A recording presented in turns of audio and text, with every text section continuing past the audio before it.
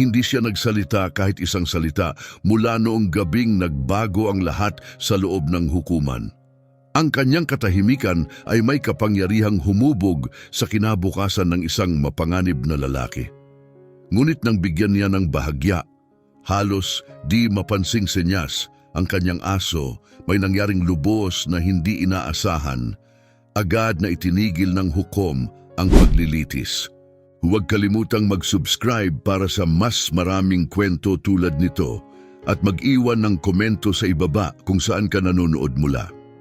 Ang Bellwood ay isang maliit na bayan na nakatago sa mainit at mahalumigmig na gitna ng Louisiana.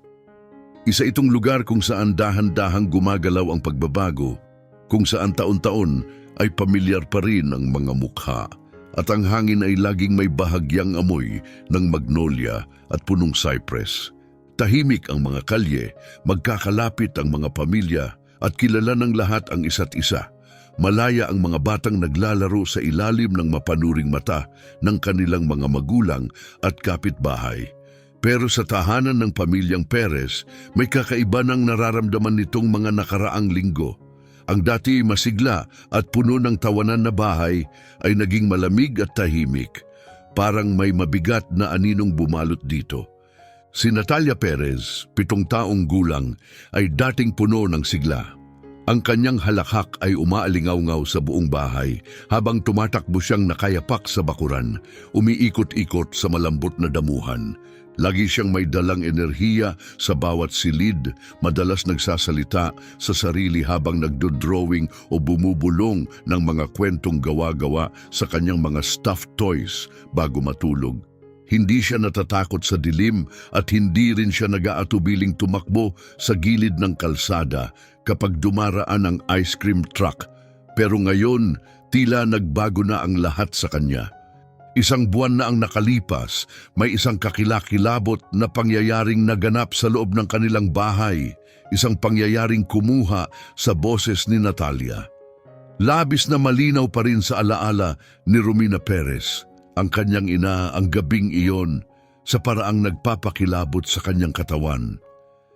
Galing siya sa late shift sa ospital, inaakalang matutulog na si Natalia. Ngunit napansin niyang bahagyang bukas ang pinto sa harapan ng bahay at hindi nakakandado. Mabilis ang tibok ng puso niya habang tumatakbo papasok, tinatawag ang pangalan ng anak. Ilang minuto ang lumipas bago niya nakita si Natalia, nagtatago sa loob ng aparador, nakayakap sa sariling tuhod, nanginginig. Yinakap siya ni Romina, pilit siyang pinakalma, binubulong na ayos lang ang lahat. Ngunit hindi nagsalita si Natalia, nakatingin lang siya sa kawalan, malalaki ang matang walang buhay.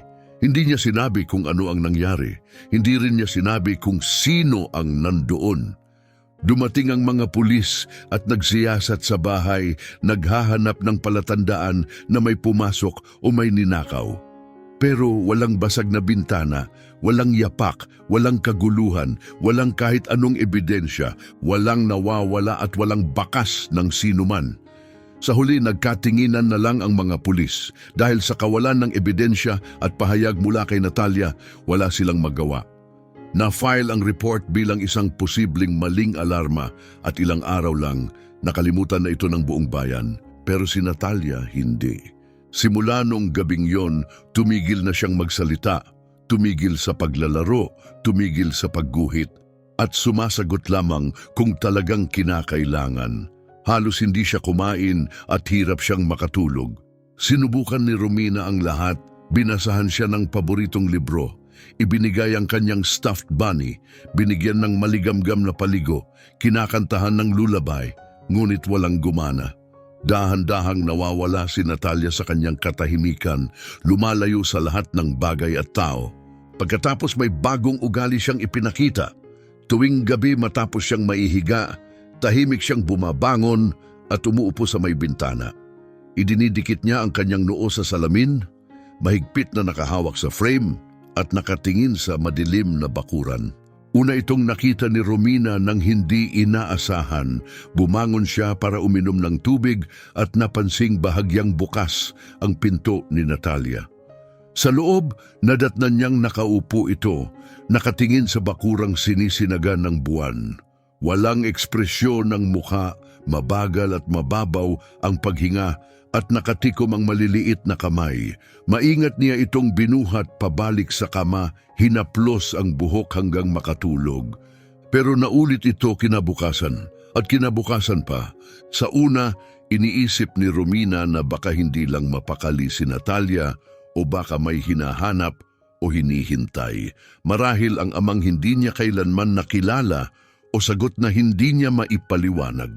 Ngunit habang lumilipas ang mga linggo, lalong lumalala ang kanyang pangamba. Hindi lang basta nanonood si Natalia, parang may inaabangan siya. Ang tahimik at kakaibang inaasahan ay nagsimulang tumakot kay Romina. Paulit-ulit niyang sinecheck ang mga kandado, isinara ang mga kurtina at iniwan ang ilaw sa porch kahit halos hindi nito naaabot ang mga punong nasa dulo ng bakuran. Ngunit nanatili ang takot. Matagal nang hindi interesado ang mga pulis. Wala raw krimen. Tinawagan muli ni Romina ang istasyon. Nang isang umagay nakita niyang bukas ang gate kahit siguradong isinara niya ito. Wala pa ring natagpuan. Isa lang ang tila seryosong nakikinig sa kanya, si Detective Nestor Herrera. Siya ang namuno sa investigasyon noong gabi ng insidente.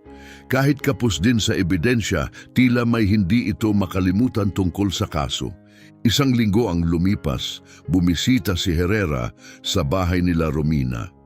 Magkasama silang umupo sa mesa habang pinagtimpla siya nito ng kape. Tahimik siyang nakinig habang ikinuwento ni Romina ang lahat ng nangyari. Mula nung gabing yon, wala pa rin siyang nasabi kahit isang salita. Bulong ni Romina habang mahigpit na hawak ang kanyang mug. Ni isang bulong. Gabi-gabi, tinititigan lang niya yung bintana. Lumapit si Herrera. Sa tingin mo ba may hinihintay siya? Nagdalawang isip si Romina. Sa tingin ko natatakot siya. Tumingin si Herrera sa may hallway kung saan nakakulubot si Natalia sa sofa. Hawak ang isang picture book pero tila wala sa ulirat. Alam kong parang kakaiba, dagdag ni Romina. Binababa ang boses pero nararamdaman ko may mali. Hindi lang to guni-guni niya. May taong nandoon nung gabing yon, may nanonood sa kanya. Hindi siya pinagtawanan ni Herrera. Tumango ito at ibinaba ang tasa. Ang problema kung walang pahayag mula sa kanya, tali ang mga kamay ko. Kung pwede lang sana niyang sabihin sa atin, hindi niya kaya. Mabilis na sabat ni Romina umiiling. Ayaw niya. Napabuntong hininga si Herrera at hinimas ang kanyang panga. Muling tumingin kay Natalia, tila nag-iisip. Nasubukan mo na ba ang therapy? Tanong niya. Yung may espesyalidad sa trauma, lalo na sa mga bata. Nasubukan ko na, mahinang tugon ni Romina. Pero ayaw din niyang magsalita sa kanila. Ang sabi nila, ito raw ay selective mutism, isang reaksyon sa trauma. Dahan-dahang tumango si Herrera, tila malalim ang iniisip. Baka kasi hindi salita ang kailangan. Napakunot ang noo ni Romina, litong-lito. Anong ibig mong sabihin? May iba't ibang paraan para maramdaman ng mga bata na ligtas sila. Mahinahong sagot niya.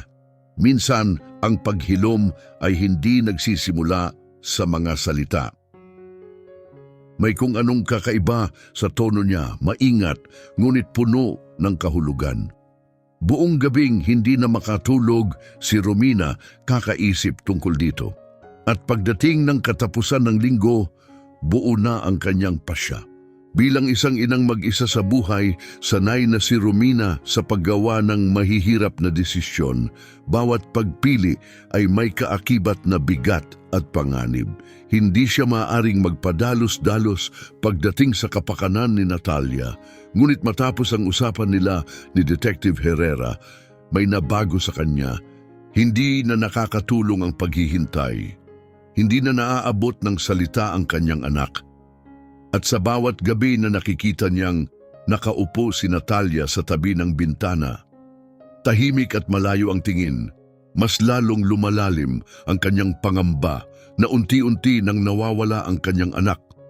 Hindi kailanman pumasok sa isip ni Romina ang pagkakaroon ng therapy animal, ngunit matapos ang ilang oras ng pagbabasa ng mga kwento at pag-aaral online, nagsimula siyang mag-isip baka ito ang kailangan ni Natalia. May kakaibang koneksyon ng mga hayop sa tao, lalo na kapag hindi sapat ang mga salita. Baka ang isang aso ang makapagbigay ng aliw at kaligtasan na hindi maibigay ng kahit sino.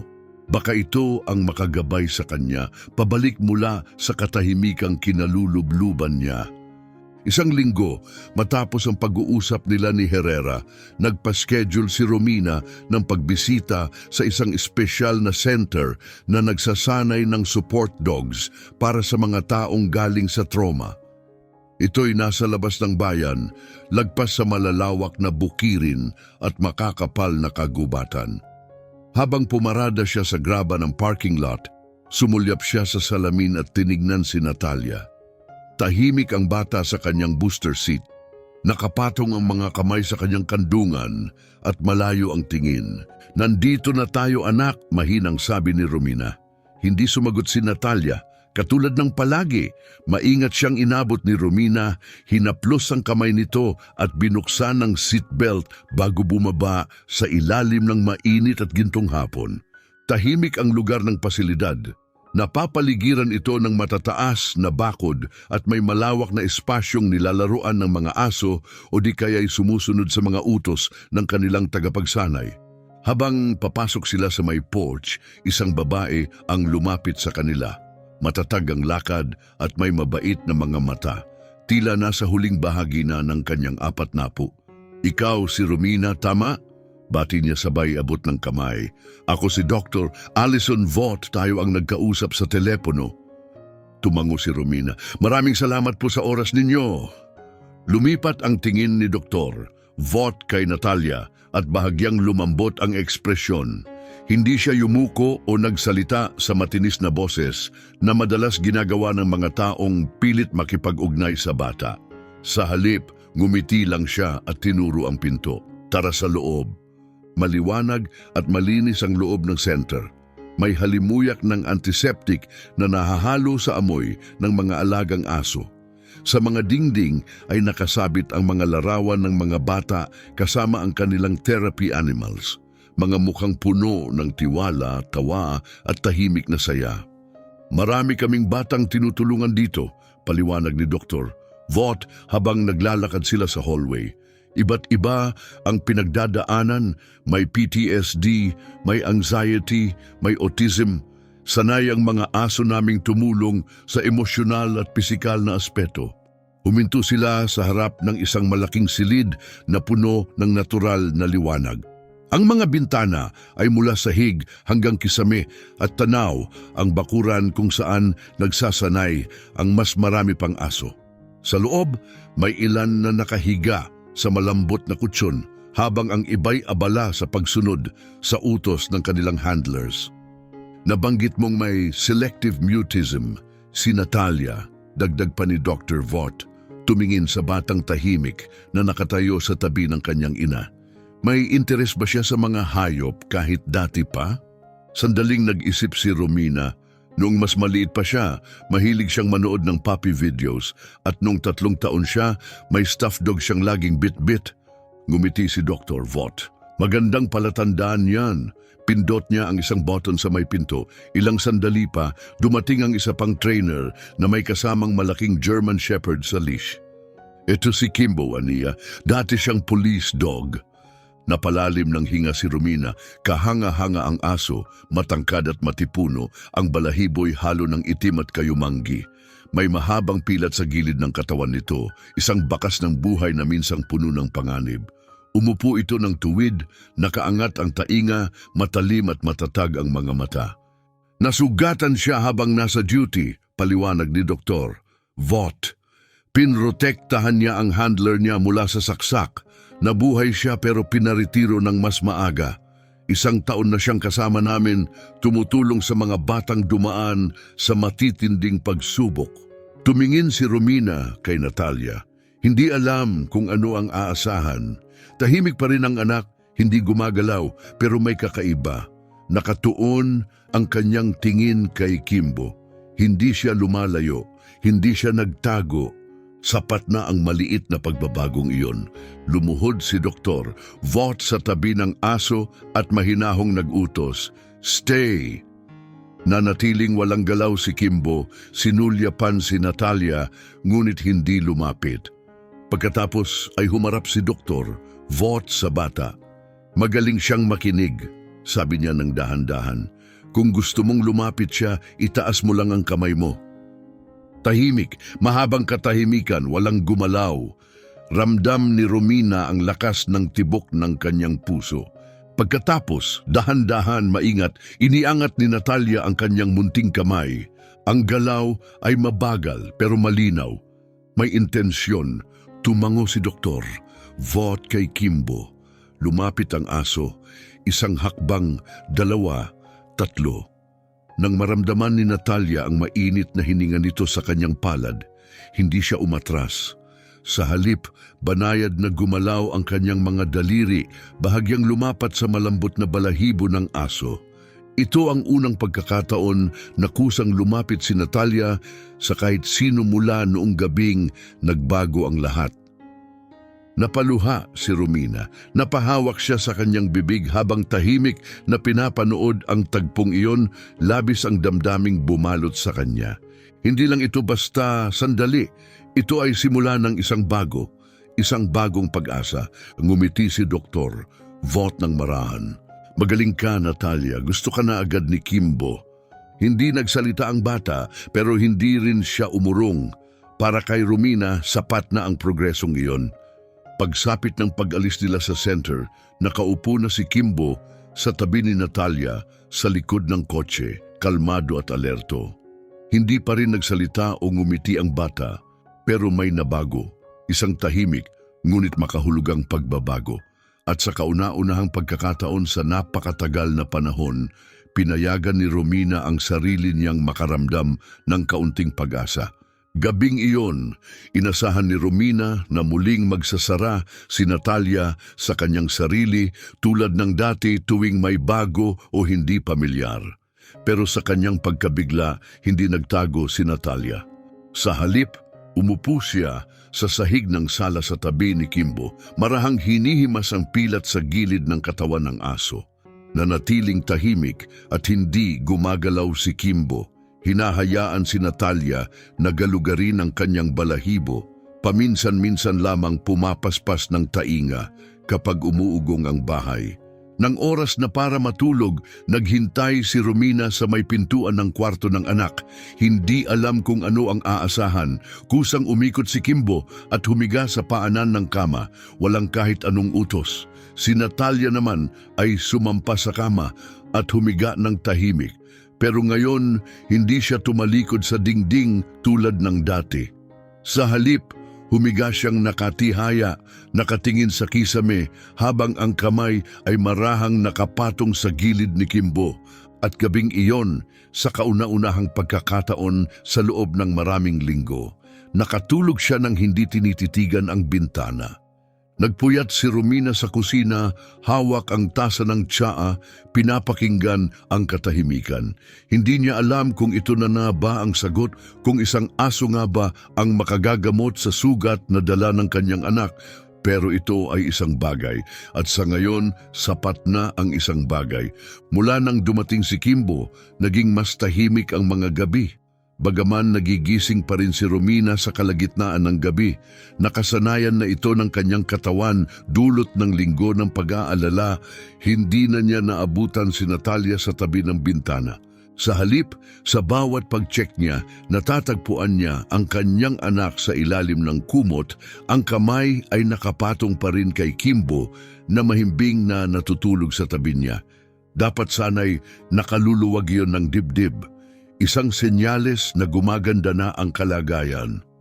At sa loob ng ilang araw, naniwala si Romina na baka nga totoo.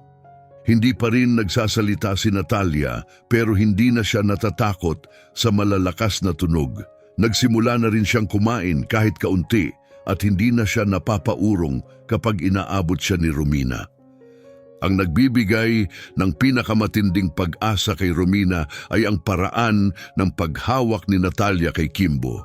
Hindi basta hawak, kundi may tiwala.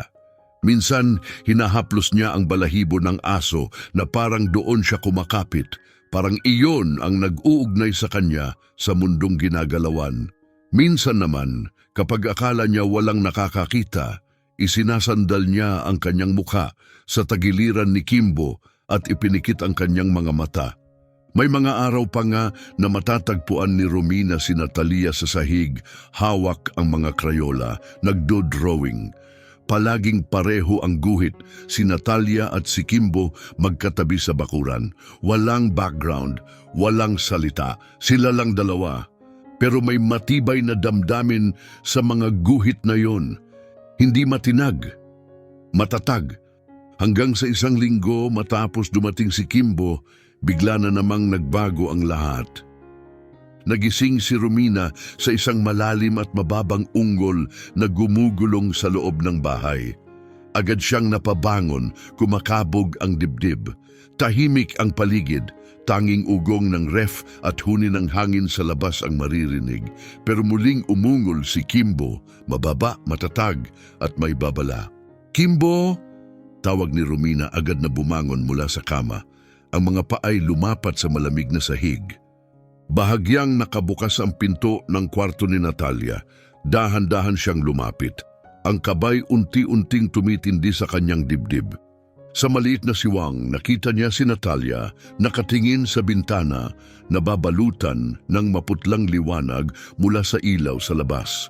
Nakakuyom ang mga kamay sa gilid. Hindi siya gumagalaw. Sa tabi niya, naninigas si Kimbo, alerto ang bawat kalamnan. Nakatayo ito, nakaangat ang balahibo, ang mga taingay nakatutok at ang kanyang ungol ay tuloy-tuloy. Sinundan ni Romina ang direksyon ng tingin nila. Sa labas, halos hindi makita. May anino sa may bakuran, malapit sa bakod. Isa lamang itong silweta sa dilim, pero malinaw. May tao sa labas, nanonood. Sandaling natigilan si Romina sa takot, pagkatapos ay gumalaw ang kanyang katawan sa pamamagitan ng likas na instinct. Dinampot niya ang lampshade sa tabi ng kama at binuksan ito. Bumaha ng ilaw ang buong kwarto at agad na kumilos ang anino sa labas. Mabilis. Nawala ito sa dilim bago pa man niya ito masilayan ng maayos. Tahol ni Kimbo ang bumasag sa katahimikan, matalim at malakas. Sapat para kilabutan si Romina. Hindi kumilos si Natalia, nakatingin lang siya sa bakanting bakuran. Agad siyang nilapitan ni Romina at hinila palayo sa bintana, nanginginig ang mga kamay. "Natalia, anak, ayos ka lang ba?" Hindi sumagot si Natalia. Tahimik ang kanyang paghinga, kalmado pa nga, pero ang kanyang mga mata ay nakatutok pa rin sa lugar kung saan naroon ang anino. Kinuha ni Romina ang kanyang telepono, nanginginig ang mga daliri at tumawag. Dumating ang mga pulis sa loob ng 15 minuto. Ngunit pagdating nila, wala ng tao sa bakuran, walang bakas ng yapak, walang palatandaan, tanging ang pakiramdam na may nanonood nga. Sinuri ng mga pulis ang mga kandado, nilibot ang paligid at pinailawan ng mga puno sa likuran. Pero gaya ng dati, walang ebidensya, walang sagot, tanging salita ni Romina at katahimikan ni Natalia. Si Detective Herrera ang huling dumating. Isang tingin pa lang sa mukha ni Romina, alam na niyang may nangyaring masama. "Ikwento mo sa akin ang lahat," mahinang sabi niya. Isinalaysay ni Romina ang lahat, ang unggol ni Kimbo, ang aninong nasa labas, kung paano ito biglang nawala nang buksan niya ang ilaw. Tahimik na nakinig si Herrera. Paminsan-minsan ay sumusulyap kay Natalia na nakaupo sa sofa. Si Kimbo ay nasa paanan niya, nakabaon ang mga daliri ng bata sa balahibo nito. "May nakita ka pa bang iba?" tanong niya. Umiling si Romina, "Masyado ng madilim." Bumuntong hininga si Herrera, hinimas ang batok. "Hindi man sapat, pero may laman na to." "Babalik sila," mahina niyang sabi. Hindi siya pinabulaanan ni Herrera. Sa halip, inilabas niya ang kanyang notepad at may sinulat. Maglalagay ako ng security camera, sabi niya. Kung may nanonood, kailangan natin silang makita. Tumango si Romina, napakabigat ng dibdib. Halos 3:00 na ng umaga nang umalis ang mga pulis. Nilok ni Romina ang lahat ng pinto 2 beses at sinuri ang bawat bintana ng 3 ulit. Sa kama, bagamat ubos ang lakas at puno ng kaba, pinakinggan niya ang banayad na paghinga ni Kimbo sa baby monitor na nakakabit sa kwarto ni Natalia. Sa unang pagkakataon mula nang dumating ang aso, naramdaman niya ang matinding pasasalamat na nandoon ito. Kinabukasan, iba si Natalia. Hindi siya natakot, hindi siya umiyak, pero may bigat sa kanyang kilos. Maingat siyang kumilos, tahimik. Habang kumakain ng almusal, paulit-ulit na sumusulyap si Natalia sa bintana. Hinawakan siya ni Romina sa balikat. Hindi siya lumayo, pero hindi rin siya tumugon. Matapos kumain, kinuha ni Natalia ang kanyang krayola at papel. Tahimik siyang pinanood ni Romina gaya ng nakagawian. Sa una, katulad lang ito ng mga nakaraang guhit, si Natalia at si Kimbo magkatabi sa bakuran. Pero may nagbago, may 3 hugis sa papel, isang aninong nakatayo malapit sa bakod. Nanonood, nanikip ang dibdib ni Romina. Napakapit siya sa gilid ng mesa. At si Kimbo na nakahiga sa tabi ng upuan ni Natalia ay biglang tumingala. Nanonood rin siya. Sa labas maliwanag ang araw at walang ulap sa langit, ngunit hindi maalis ni Romina ang pakiramdam na may kung sino o anong bagay na naroon pa rin nakatago sa likod ng mga puno. Sa kaibuturan ng kanyang damdamin, alam niya ang totoo. Hindi pa ito tapos. Kinabukasan, bumalik si Detective Herrera. Ngayong kasama na ang isang technician. Tahimik ang lalaki, payat at mabilis kumilos. Inakyat niya ang harapan ng bahay at ikinabit ang isang maliit na kamera sa itaas ng pintuan. Isa pa ang inilagay sa likuran. Nakaharap sa bakuran, nakatayo si Romina sa may porch, nakayakap sa sarili habang pinapanood ang bawat galaw. Motion activated, sabi ni Herrera habang inaayos ng technician ang settings. Makukuhanan ng video ang kahit anong gumalaw sa loob ng 30 talampakan. Kapag bumalik siya, makikita natin siya. Tumango si Romina pero nananatiling mahigpit ang dibdib niya. Hindi pa rin bumibitaw ang kaba. Sumulyap si Herrera sa bahay, sa bintana ng kwarto kung saan tumayo si Natalia kagabi. Wala siya roon ngayon pero malinaw pa rin sa isipan ang imahe niya, naliligo sa malamlam na ilaw, nakatitig sa kadiliman. Subukan mong panatilihing normal ang lahat, mahinahong sabi ni Herrera. Huwag mong ipakita sa kanya na natatakot ka. Huminga ng malalim si Romina. Ewan ko kung may napapansin pa nga siya. Pero pareho nilang alam, nakikita ni Natalia ang higit sa inaakala ng iba. Gabing iyon, nilibot ni Romina ang bawat silid. Ininspeksyon ang lahat ng kandado sa pangalawang pagkakataon. Isinara niya ng mahigpit ang mga kurtina at tumigil sa harap ng pinto ng kwarto ni Natalia. Sa siwang ng pinto, nakita niya ang banayad na ilaw ng nightlight. Si Kimboy nakakulubot sa paanan ng kama. Ang mga taingay kumikibot sa bawat maliit na tunog. Mukhang payapa, parang ligtas. Pero alam ni Romina na hindi iyon totoo. Sinubukan niyang matulog pero hindi siya mapakali.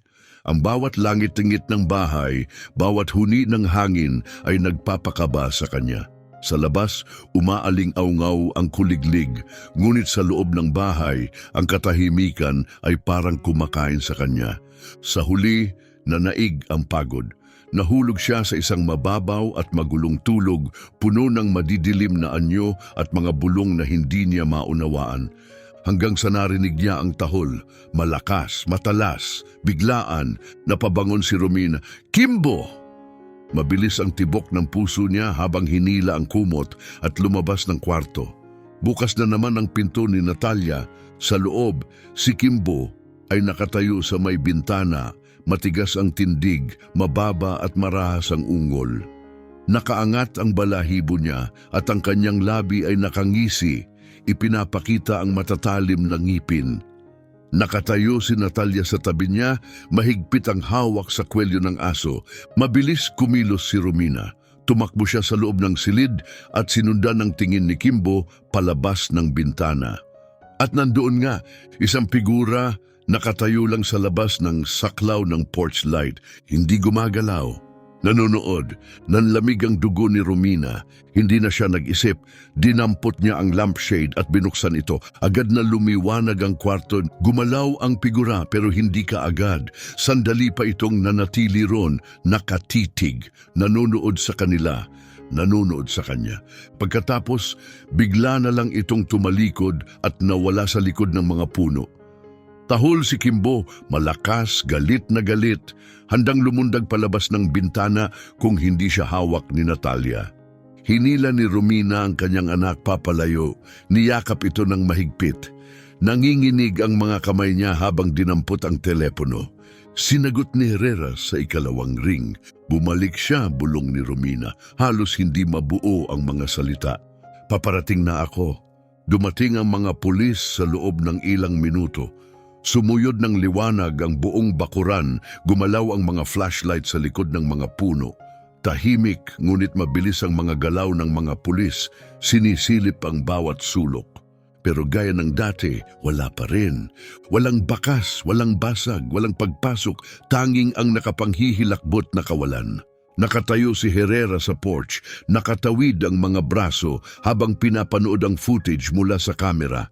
Kita roon ang anino, nakatayo malapit sa bakod, sapat na malinaw para patunayang totoo, ngunit malabo para makilala. Sinusubok niya kayo, sabi ni Herrera, sa wakas. Gusto niyang malaman kung hanggang saan siya makakalapit bago kayo bumigay. Napalunok si Romina. Ano bang dapat kong gawin? Sumulyap si Herrera sa loob ng bahay. Sa loob, nakaupo si Kimbo sa paanan ni Natalia, alerto. Nakatayo ang bata sa tabi niya, may hawak na kung anong bagay sa kanyang dibdib. Ano yung hawak niya? Tanong ni Herrera. Lumapit si Romina at marahang kinuha ang papel mula sa kamay ni Natalia. Kumislot ang tiyan niya habang tinitingnan ito. Isa na namang guhit, si Natalia at si Kimbo. Ang bintana at ang figura sa may bakuran. Pero may bago, isang detalye na nagpapatindig ng balahibo. May kamay na ang figura at sa kamay na iyon ay may mahabang, tagpi-tagping pilat. Humigpit ang hawak ni Romina sa guhit. Lumapit si Herrera, mababa ang boses at seryoso. Naalala niya. At sa kauna-unahang pagkakataon mula nang magsimula ang bangungot na ito, ang takot sa loob ni Romina ay nagbago. Nandun pa rin ito, pero may bagong damdaming sumibol. Isang pahiwatig. Sa mesa ng kusina, sa pagitan nila, nakalatag ang guhit. Matingkad ang mga kulay laban sa puting papel. Si Kimbo sa kulay kayumanggi. Ang porch light na dilaw ang liwanag at ang figura na kulay itim. Pero ang pinakakitang-kita ay ang pilat, parang lagda dumaan sa kamay ng figura. Pinanood ni Herrera ito, dahan-dahang tinatapik ang mesa gamit ang mga daliri. Wala siyang ipinapakitang emosyon sa mukha, pero alam ni Romina, hindi ito gawa-gawa lang ng isang bata. Nakita ni Natalia ang pilat na iyon. May koneksyon ito sa kung saan, sa nakaraan. Tumayo si Herrera, bumuntong hininga. Kung nagsisimula na siyang makaalala, may lalabas na. Tumingin siya kay Romina.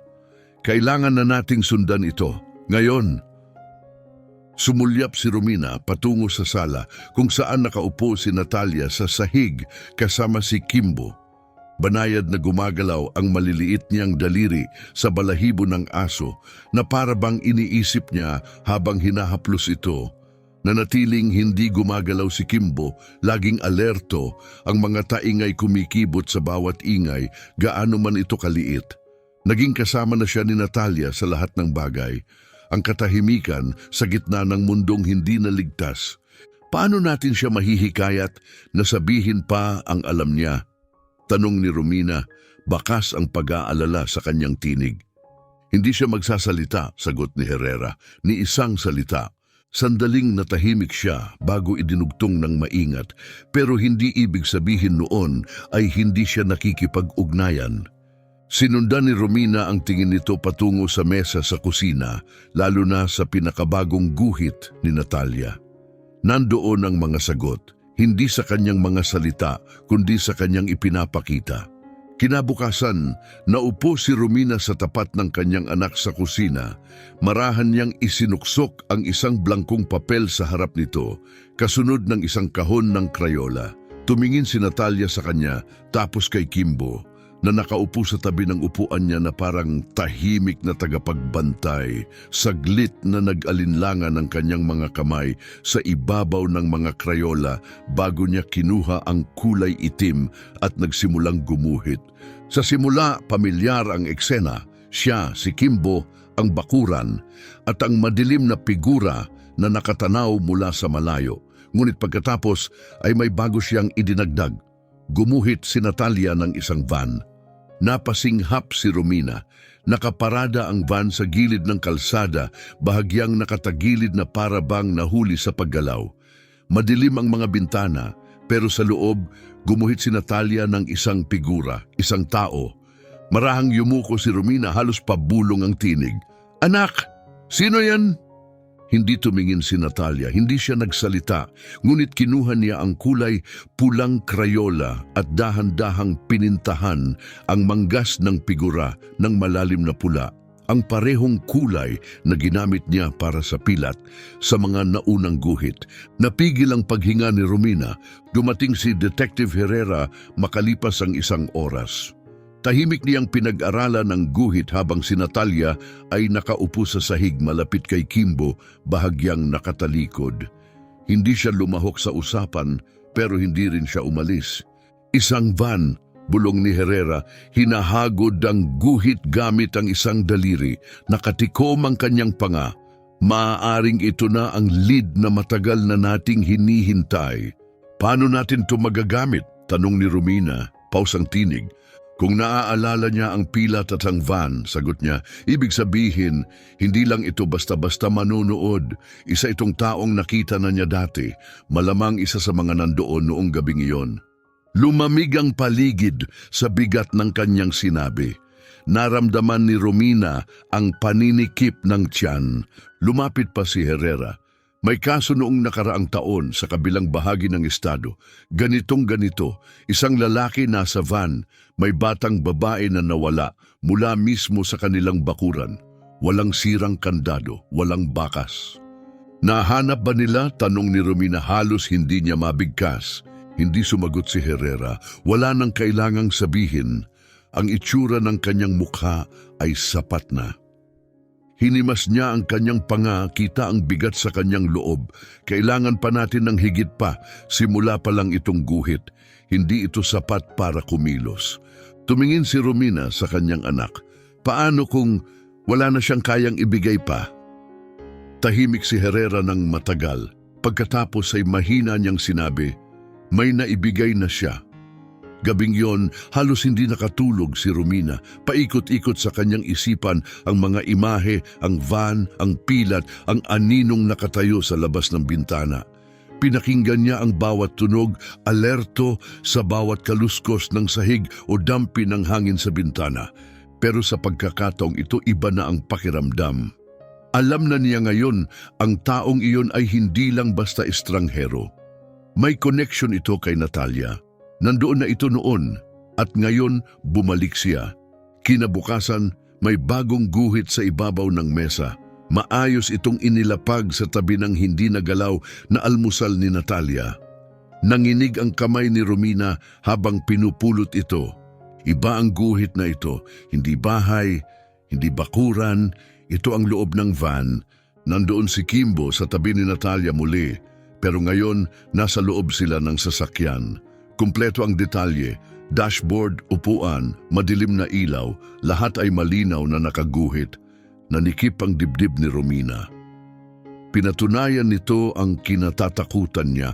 Hindi lang nakita ni Natalia ang van mula sa labas. Nandoon siya sa loob nito. Ilang minuto pa dumating si Herrera. Tinawagan siya agad ni Romina nang makita ang guhit. Ipinatong ni Herrera ang larawan sa mesa, marahang hinahaplos ang mga linya. Napapikit ang kanyang mga mata, sumeryoso ang tingin. Mas marami siyang naaalala kaysa sa pinapakita niya. Mahina niyang sabi, hindi ito panaginip, detalyado ito. Ang ayos ng mga upuan, ang tint sa mga bintana, kilala niya ang van na to. Nanginginig ang boses ni Romina. Ano ang gagawin natin?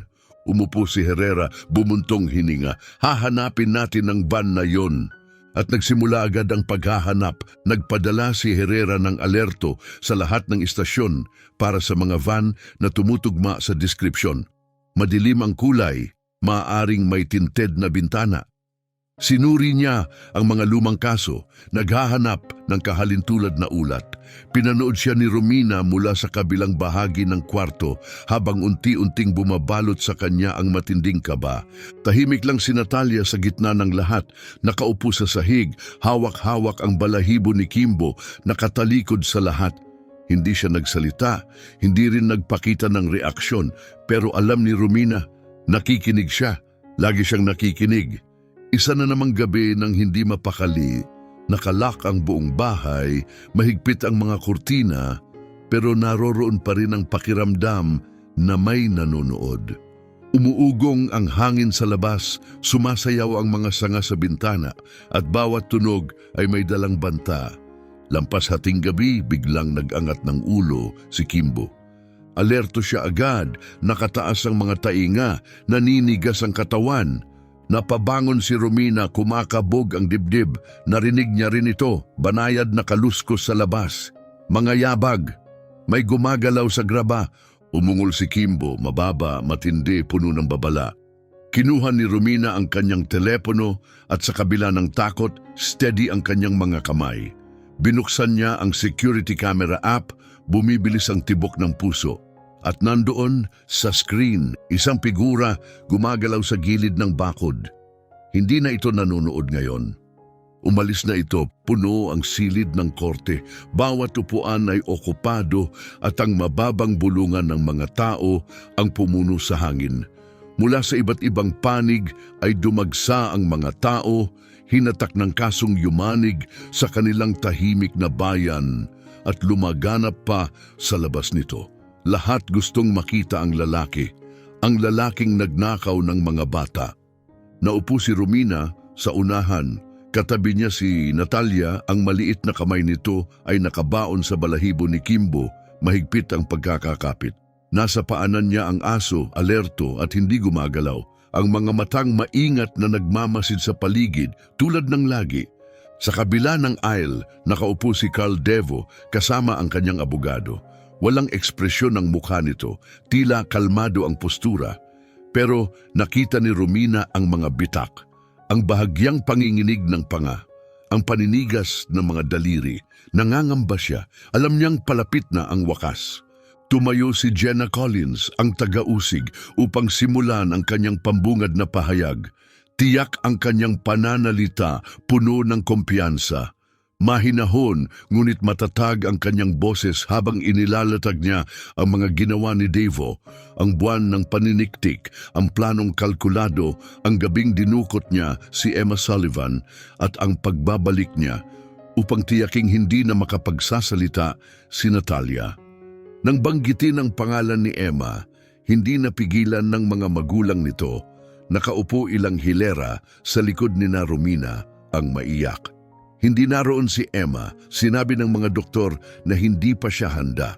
Ngunit naitala ang kanyang testimonya, isang nakapangingilabot na paglalarawan ng malamig na semento, mamasamasang hangin at mga bulong ng pananakot sa dilim.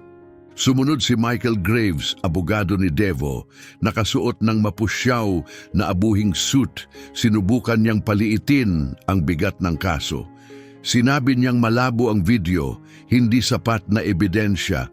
Tinawanan niya Ang mga guhit ni Natalia, tinawag itong imahinasyon lamang ng isang bata. Pati alaala ni Emma ay kinuwestiyon dahil sa trauma raw hindi siya maaasahan. Pero hindi natakot si Romina. Nakita na niya ang katotohanan sa mukha ni Devo noong araw na natagpuan nila si Emma, ang takot, ang pagbabago ng tingin. Alam niyang huli na siya. Mabilis ang daloy ng paglilitis. Isa-isang sumaksi ang mga pulis, si Detective Herrera at isang forensic expert na nagpatunay ng DNA ni Devo sa mga kadena. Araw-araw, dumadami ang ebidensya at dumating ang oras ni Natalia. Nagbago ang enerhiya sa loob ng korte. Tumahimik ang lahat. Inalalayan ni Romina ang kanyang anak patungo sa stand. Hindi kailanman binitawan ni Natalia si Kimbo. Pinayagan ng huwes, isang matandang may mabait na mukha, na manatili ang aso sa tabi niya. Naiintindihan ng lahat, hindi lang alaga si Kimbo, siya ang lakas ni Natalia. Lumapit si Jenna, mahinahon ng tono. Natalia, alam mo ba kung bakit tayo narito ngayon? Hindi sumagot si Natalia, ngunit tumango siya. Tumingin ang kanyang mga mata patungo sa lalaking nasa mesa ng depensa. Nagpatuloy si Jenna. Nakita mo na ba ang lalaking ito dati? Walang salita, isang kamay lamang dahan-dahang iniangat. Itinuro ni Natalia si Carl Devo. Umingay ang korte, may mga bulungan at biglang hinga mula sa mga manonood. Mabilis na tumayo ang abogado ni Devo. Objeksyon! Nakita na ng bata ang larawan ng aking kliyente bago pa ang paglilitis. Hindi maasahan ang kanyang pagkilala.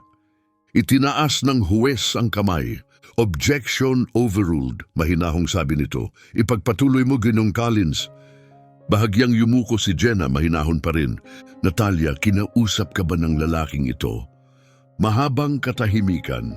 Hindi gumalaw si Natalia, mababaw ang paghinga, nakabaon ang kamay sa balahibo ni Kimbo. Tapos bahagyang panginginig ng kanyang kamay. Halos hindi makita.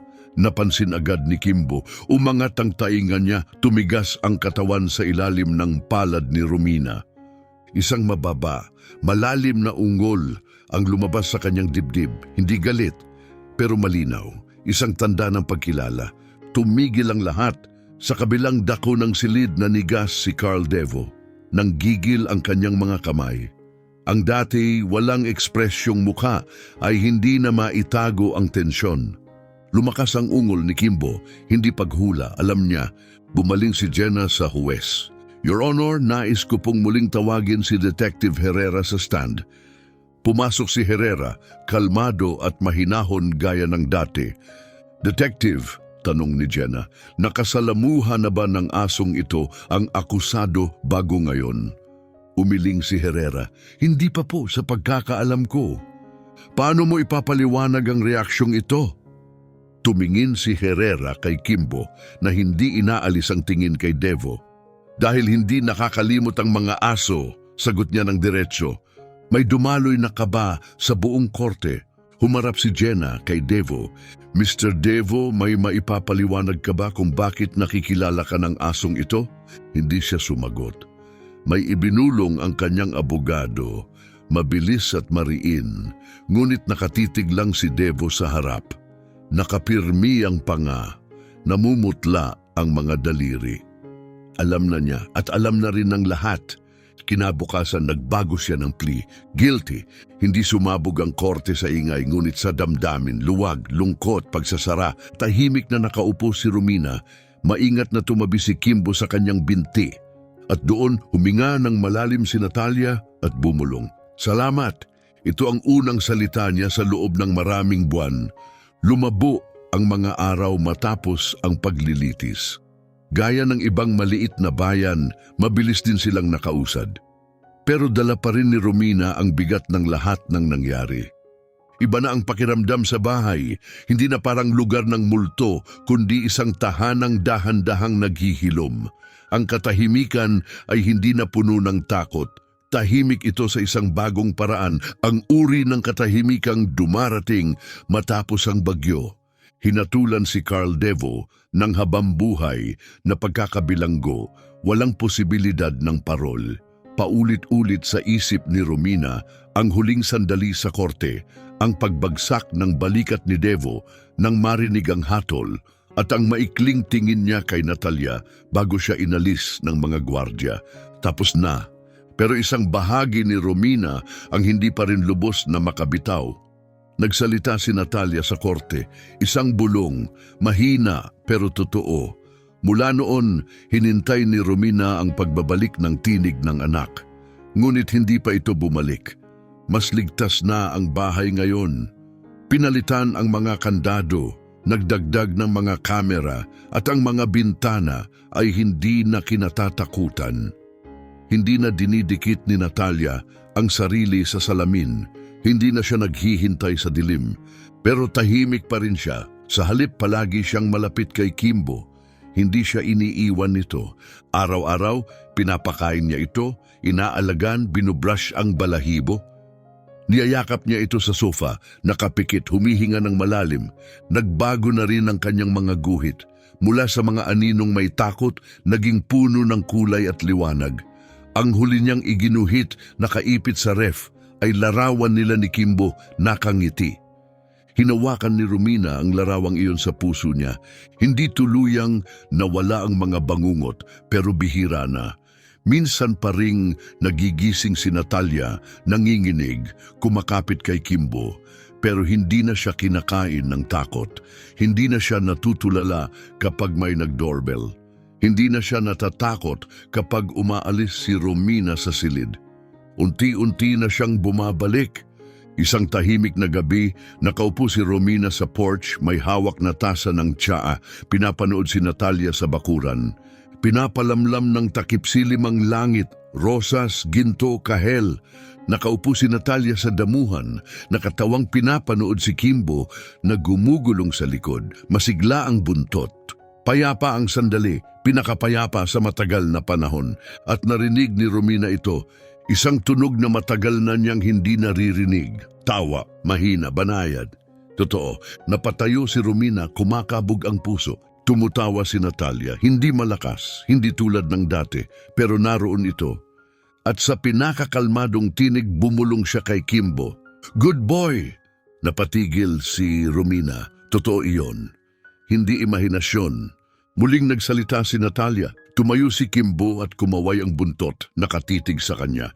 Inabot siya ni Natalia, marahang hinaplos ang balahibo nito. Pagkatapos ay tumingin siya pataas at nagtagpo ang kanilang mga mata ni Romina.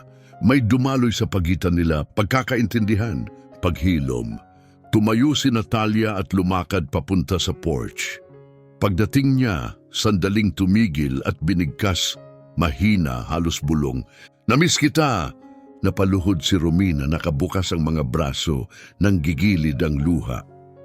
Namiss din kita, anak, pabulong niyang sagot, niyakap ang kanyang anak ng buong puso. At nandoon na ito, nabunutan ng tinik. Nabasag ang katahimikan, bumalik ang kanyang anak, marami pang tatahakin, may mga alaala, mga takot na susulpot, pero ngayon sabay na nilang haharapin ang lahat dahil nahanap muli ni Natalia ang kanyang boses. At sa pagkakataong ito, hinding-hindi na niya ito bibitawan. Kung naantig ka ng kwentong ito, huwag kalimutang mag-subscribe para sa mas marami pang makapangyarihang kwento.